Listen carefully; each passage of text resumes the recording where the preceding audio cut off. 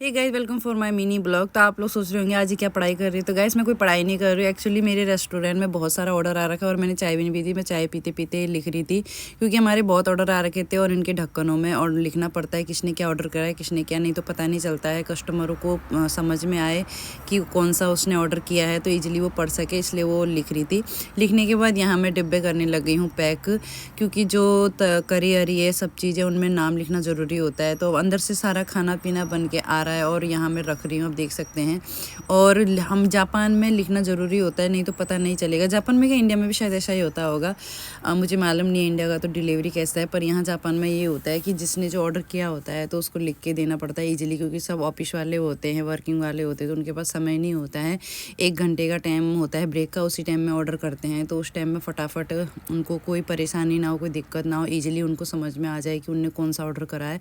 तो इसलिए सब चीज़ लिख के बढ़िया से सारा सामान सेटअप बना के यहाँ से देना पड़ता है।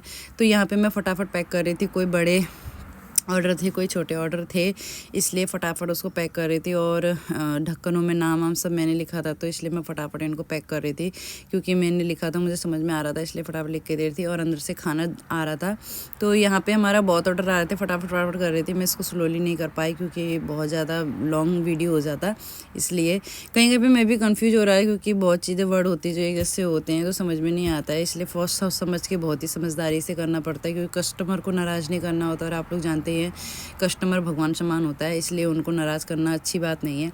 तो यहाँ पे फटाफट मैंने बहुत ही समझदारी से और बहुत ही केयरफुली से सारा सामान मैंने लगभग पैक कर दिया, आप देख सकते हैं।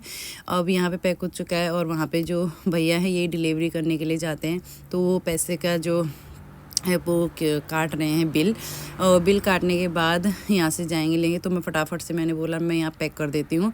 तो यहाँ पे हम लोगों ने कांटा चम्मच और जो भी ये पोंछने के लिए टॉवल भी होता है, तो वो सब डाल डूल के मैंने पैक कर दिया है। और यहाँ पे मेरा रेडी हो चुका है और देख सकते हैं हमारा सामान जाने लग गया। Bye bye.